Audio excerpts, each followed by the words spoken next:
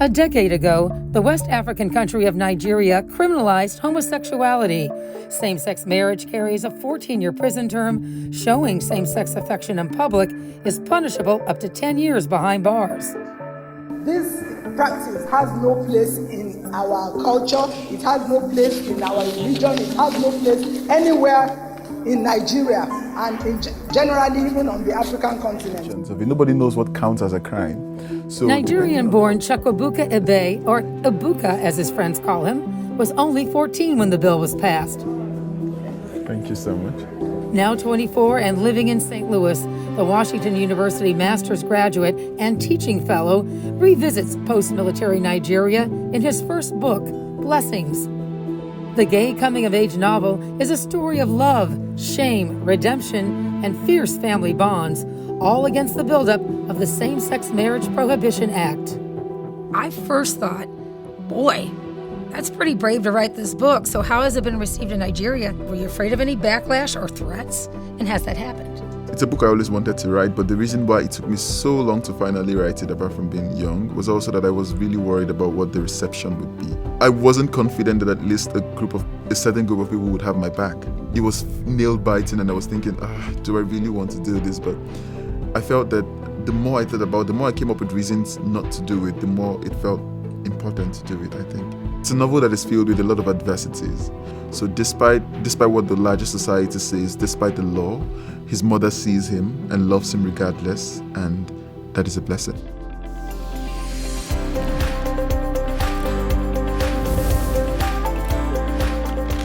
Chukwuebuka, welcome, and congratulations on graduating from WashU and your debut novel. Thank you, Victoria. Yes. Now, you've had quite a couple years, to say the least. Yeah. Is your head spinning? It never stops. Yes. Yeah, that's pretty exciting. You had a nice following. I was at your book signing the other night, and it was nice to see. Seems like you have a little fan club brewing there. That's wonderful. Why did you choose Washington University for your MFA? You just recently got that. Coming all the way from Nigeria, that's quite a ways. Mm-hmm. So I always wanted to, I've always been a writer, and I think I've always wanted to study writing in a sort of professional setting. And so when I was looking up MFA programs in the US, WashU was at the very top of the list. So apparently from my research at least, WashU seemed to have one of the best programs in the US.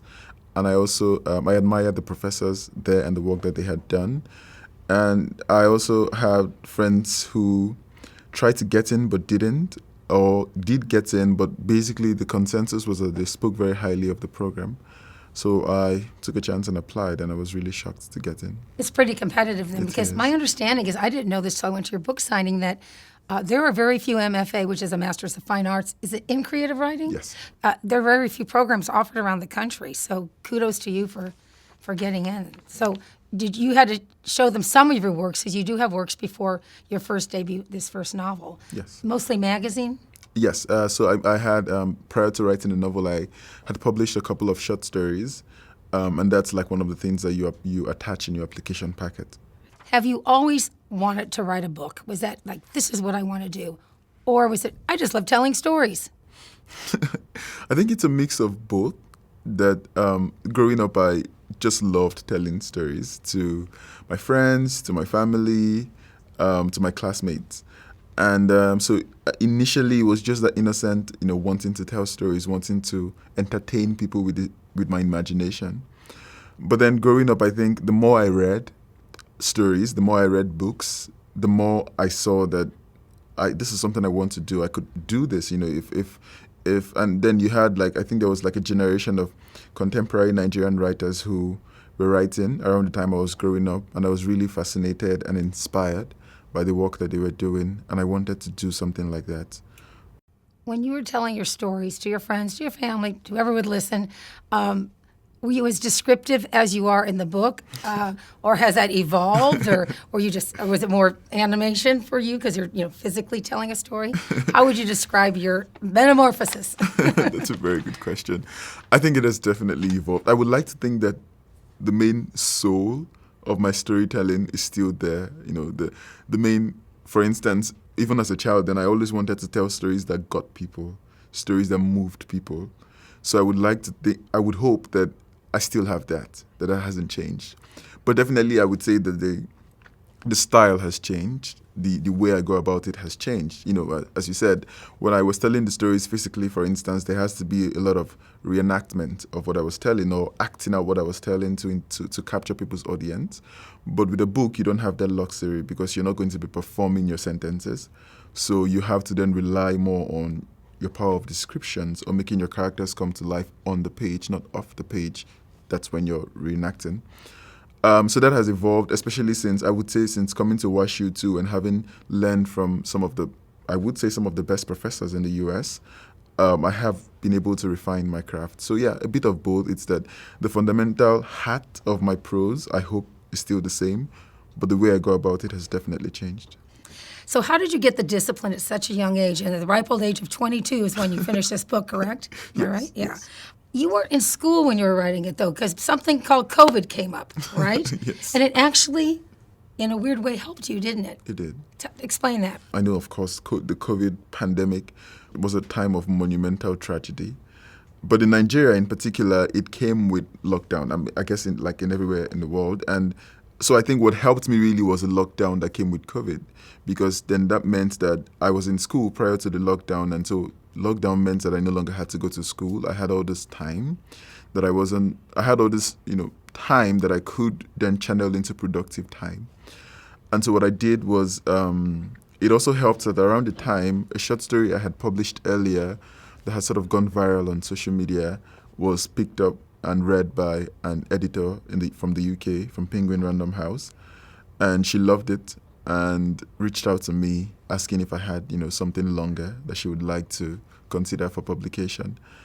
And so it was a mix of really, perfect timing and also perfect motivation, because then I thought, oh, well, this is a good time now to start working on something seriously, and I have enough time. So I went back to my campus apartment and I basically just locked my door and shut myself from the rest of the world. And I would write from morning till night, just taking breaks to use the bathroom or take a walk or go to bed. Wow. Because you weren't taking any, were you taking classes at the same time, virtually or no? No, I wasn't. So in Nigeria, it was, when lockdown happened, schools shut down. We weren't taking online classes, yeah. So it did help you, but she asked you, have you started a book? And you kind of like, well, sorta. And then you went, let's get going? Yes. Yeah. So prior to she asking, I wasn't seriously writing a book. I had scraps of scenes written here and there, but I wasn't actively working on the book. But I wasn't about to tell her that. I wasn't about to tell her, no, I'm not working on the book, and have her move on. So But you had a concept. I had a concept, okay. Yeah. And I had written some drafts, here and there. Okay. So it wasn't an all-out lie. So for those aspiring writers, and there were several at your book signing, tell us your routine. When you talk about scraps of paper, it sounded like you had a puzzle. And I've talked to other writers who do this. And did you put them on a bulletin board and kind of try to see if these would piece together? Or would you get up in the middle of the night and go, that's it, and write it down? Or how was that? Both. And I usually get my ideas in the bathroom, like when I'm having my bath, in the shower. And so it's what I would do then was that I would come out, jump out of the shower basically, and write that down so I don't forget it. But yes, it was the bulletin board route without a bulletin board. So I didn't have a bulletin board, but I would write on pieces of paper that I found and just compile all of them. And in my campus apartment, because I was alone, I could afford, I guess, to be untidy. So I would just have scraps of the paper just littered about. And then when I wanted to seriously write, I then compiled all of them together. So it does feel like fitting the puzzles together. Wow. That's interesting. I just find it fascinating how each writer makes it happen, makes it work, and what works for them. So let's talk about the premise of the book, Blessings. Speaking of young, you were barely 14 when Nigeria enacted their anti-gay law, and that was only 10 years ago. I mean, we have to put this in perspective. It's contemporary. It's not like in the 1800s. Mm-hmm. How much did you understand about that law at 14 years old? And his whole point was to move to criminalize homosexuality and same-sex marriage. And it was really interesting to me that it's one of the few issues that the Christians and the Muslims agreed on in your parliament or legislature when they stood up to speak. So you have a big backlash against homosexuality in Nigeria. Mm-hmm. Yeah, definitely. And I think that's the ways that Nigeria. That's one way that Nigeria is very different from the U.S. In the U.S., for instance, it's that if a topic like homosexuality were to come up, you would have conservative views and liberal views, and in the U.S. and in Nigeria, it's unanimous. The feelings are often unanimous and unanimously bad, so to speak. So there's almost no such thing as the liberal perspective and the conservative perspective. It's all conservative, which can make it even harder. And it was kind of against the Western culture, too. Wasn't it a pushback against the gay acceptance by the United States and elsewhere? Yes, Yeah. yes. I do think, I mean, not to not to blame the US, Right. but I do think that part of the reason why Nigeria felt a pressure to pass the law was, I think, what felt to them like too much liberal progress being made elsewhere. So I think it was around the time that the Defense of Marriage Act was struck down by the Supreme Court in the US, and Nigeria took that as a sign that, too much progress was being made, and so Nigeria needed to make a statement to the U.S. that they were not going to be swayed by liberal views. My first thought when I picked up the book, and I looked at the jacket and I'm reading about it, I first thought, boy, that's pretty brave to write this book. So how has it been received in Nigeria? And were you afraid of any backlash or threats? And has that happened? Yes, I was definitely skeptical about. It's a book I always wanted to write, but the reason why it took me so long to finally write it, apart from being young, was also that I was really worried about what the reception would be. Because as I said, I wasn't confident that at least a certain group of people would have my back. In the US, for instance, I would say at the very least the liberals would back me. But in Nigeria, the Christians and the Muslims and even the atheists, so it's even people who aren't necessarily religious would then be opposed to it on quote unquote moral grounds. So it was nerve-wracking to do this. Also because there's a law, and there's a law that's far-reaching. The law does not just criminalize gay marriage; it criminalizes gay promotion. And gatherings. Yeah, gatherings, any sort of advocacy. So depending on how a lawyer interprets that, writing a book that is not anti-gay could also count as gay advocacy, which carries a prison sentence. So all of that was really nerve-wracking. I did, it was nail-biting, and I was thinking, do I really want to do this? But I felt that the more I thought about it, the more I came up with reasons not to do it, the more it felt important to do it, I think. Why did you choose that as your premise, the law? Did it just because it intrigued you, because it was so, well, I won't say divisive, because it seemed like it was almost generational too. Right. Older folks definitely against any homosexuality. But why? Why did you choose that? Yes, I didn't just want to write, like a gay story. I think I also wanted to interrogate the law and the politics of the law because of many things. Number one, I wanted to find out how we got here. Part of writing this book was going back in time to research African cultures and perception towards homosexuality. And, you discovered that African cultures were much more tolerant in the past than they are now. So my curiosity then is, well, how you would think that it would be the reverse, that we don't, we're against something and gradually become open-minded, but it's the reverse in Nigeria and in many African countries where past cultures were open-minded and gradually became more and more conservative. And I was curious as to how we got here and to the point of passing a law, one, and then two, also, it also seems to me really fitting what Nigerian politics is about. That whenever there are important actual political issues to be deliberated on, the government often finds a way to distract people from real concrete issues. So we're talking about a country where an astonishing percentage live below the poverty line, and what people think is, what the government thinks is the main issue above anything else is criminalizing gay marriage. And I wanted to interrogate that politics. I also wanted to understand, there seems to me like an active erasure going on in Nigeria where many people, especially the younger generation, somehow genuinely believe that there's no such thing as being gay in Nigeria, that gay people exist elsewhere apart from Nigeria. So this book was very important as some sort of, not just clap back to that idea, but to set the records straight. Right.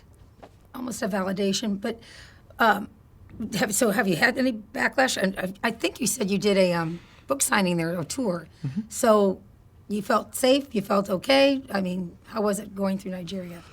No, yes, I have. Oh, yes, I have had the backlash that I expected. I have had mostly kind of online harassment. I have had people who I think maybe it's sort of safer because I don't live in Nigeria, but I have definitely had people who have either tweeted at me or sent me DMs questioning my right to do this, and sometimes even verbally threatening harm.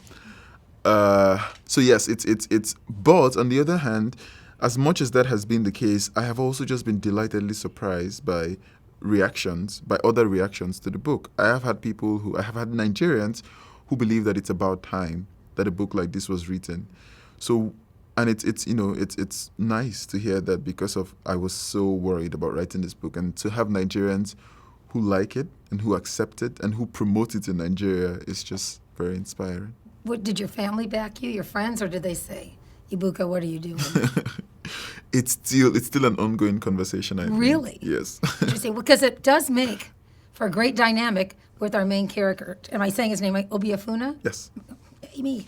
So Obiefuna, who's a young boy, about the age you were when this law came about, so about 14, I'm guessing. You don't really tell me, I don't think. But he's a teenager. And, most authors write from their own experiences. For you, it's going off to boarding school. Mm-hmm. You said that was an interesting experience. So the dad sends him off to boarding school. Well, now here, you tell a story. Explain to our viewers, without giving away any spoilers, what this is about, what Blessings is about.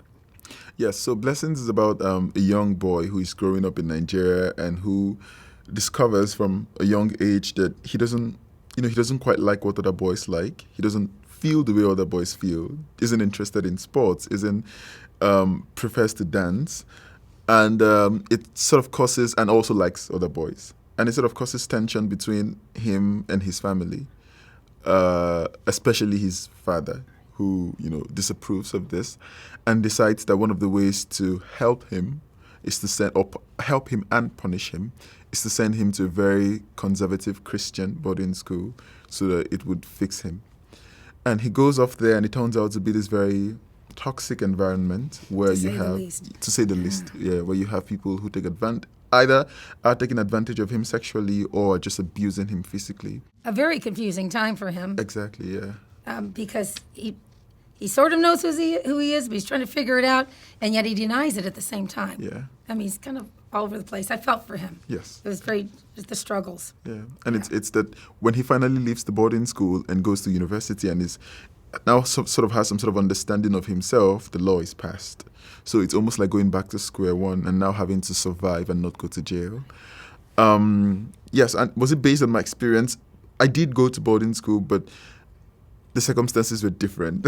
So and I say this because I've had people who are trying to connect the dots, and it's I just want to be as honest as possible that I went to boarding school because I wanted to go to boarding school. My elder brother was in boarding school, and I wanted to be with him. And that's fairly common Yes. in Nigeria and a lot of those countries too. Yeah. But I also had people who, while in my case I went to boarding school because I wanted to, I also had people who were sent there as some sort of punishment. So I wanted to played off of that. Yes. Yeah, but it is more dramatic, and who wants to go somewhere against their will? Exactly. I felt badly for the mother. Mother was an interesting character. Part of me wanted to say, well, who cares what your husband thinks? Go see your son. But it's a different mindset there, isn't it? It is. Yeah. It is, yeah. Nigeria is a very patriarchal country where, for the most part, the men have the final say and the whole say really in marriages and families and relationships. So she's actually even, because I didn't want to write a cliche character, so for the most part, despite the fact that she still defers to her husband, she's also, you would be surprised to learn that she's also not your typical Nigerian woman, because she does have some sort of agency, which is mostly lacking for many Nigerian women. For instance, she's able to go see her son regardless. Not many Nigerian women would be able to do that because the consequences would be disastrous. For the home life?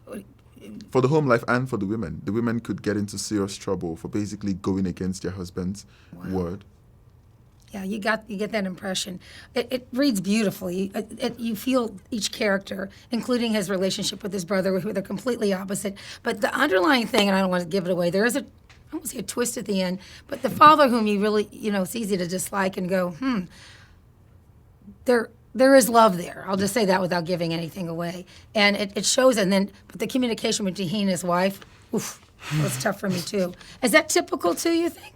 Yes. I do think that I do also think that sometimes masculinity can feel to me as a performance. That people sometimes also just perform masculinity. He felt like he had to send him away. Exactly, yeah. Or he'd be ostracized by the rest of the community. Exactly. That sometimes it seems like men also do things for the approval of other men.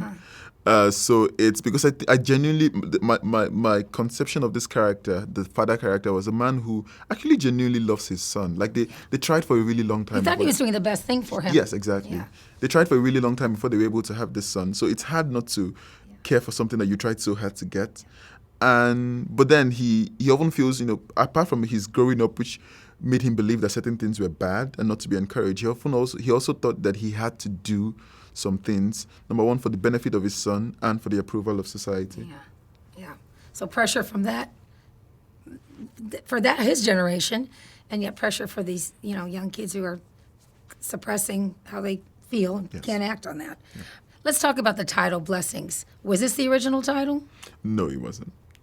No, do tell. The original title was something really long and dramatic, but we're having trouble. I liked the original title because of just how nice it sounded in my head, but we were having trouble connecting it to the book and the message of the book.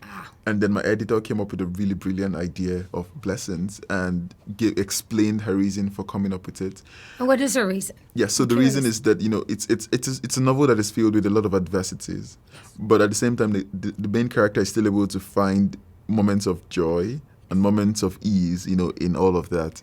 And at the end of the day, too, because it's as much as it's a novel that is somewhat political, it's also a novel that is really personal. And so the main blessing is the fact that he gets the most important person in his life to see him, which is his mother. Yeah. So despite what the larger society says, despite the law, his mother sees him and loves him regardless, and that is a blessing. Right.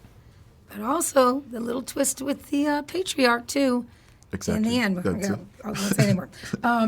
At the recent book signing here in St. Louis, there were some aspiring writers in the audience there, and they were asking about how you got your ideas. What would you say to them? I think I would say start small, because oftentimes, personally, what holds me back from writing, for instance, is that I want to capture the idea perfectly. So I'm like, if something is if an idea is coming to my head, I want to capture it, and it's when it's already fully made, and except you belong in the 0.001 category of genius writers in this world, it's never going to happen like that. So start small, start terribly. If the idea that's in your head is bad, write it down anyway. Nobody has to see it. But it's just when you cultivate a culture of just writing as much as you can every day if possible, you don't have to use it. It doesn't have to be published, but it just helps you create a routine. And who knows, from all that debt, a genius, diamonds can be found in that debt. So true. And you getting noticed from by writing an article in a magazine, right? A literary magazine, right? Yes, exactly. That's another avenue for aspiring writers. You've had so much come to you so quickly. Does it feel like that? It does. I mean, yes. I know you worked hard for your MFA, so you got, you just graduated. At 24, you've got your first debut novel to critical acclaim. And then, if I read correctly, and you can tell me if this is true, there's been interested in a screenplay off of this? So I got a film agent who liked the novel and wanted to represent me for film. But to the best of my knowledge, I don't think we have any offers yet. So fingers crossed. So what do? Do you ever have to show them a screenplay, or what do they do, shop it around? How does that work? I think so. I think the film agent sort of submits the book to, and my film agent is British. I think they submit the book to, movie producers, screenwriters, people who adapt books to film. So will you be in St. Louis much longer, or WashU? Tell us your plans. So I was very fortunate to get a teaching fellowship at WashU. So I'll be staying back in St. Louis for one more year at the very least to teach. And then after that, who knows? So you'll be teaching other masters, the fine arts students? No, I'll be teaching undergrads, Fiction 1. Wonderful. How exciting. How lucky for them. They've got someone who's so actually experienced now at the ripe old age of 24. I'm going to say you might be heading to Hollywood. We'll see. Well, congrats on your book's Blessings. It's wonderful, Ibuko. I've already published in 3 languages, I understand. So what did I read? Is it in your native tongue of, is it Igbo? Igbo, yeah. Igbo. And then English? It's not published. French? It's not published in Igbo, but it's published in. It's currently published in German, and I think we have about 5 more languages. It hasn't been published, but it's in the works. Wow, that's terrific. Are you just overwhelmed by all this success? I am. It as you said, it's so much coming so quickly, so fast. I genuinely did not expect the level of interest in this story. I conceived of it as a very small story set in Port Harcourt, the internationally obscure city, I guess, of Port Harcourt. Yeah, you're from Port Harcourt? Yes. That's how you said Port Harcourt, Nigeria.